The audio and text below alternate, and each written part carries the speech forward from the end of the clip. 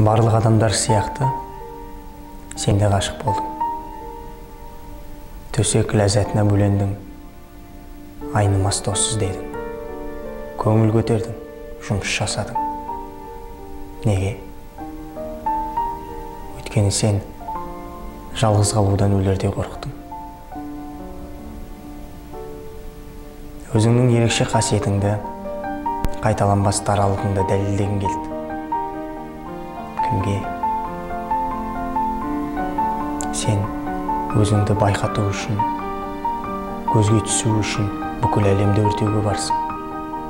Жанны Дарк, тіпті Наполеон болуға барсың.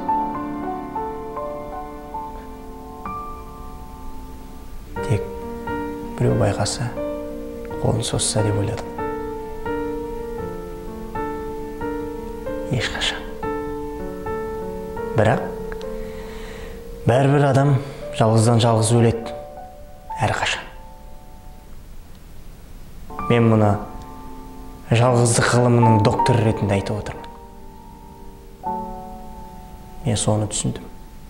Сол үшін бақыттымын.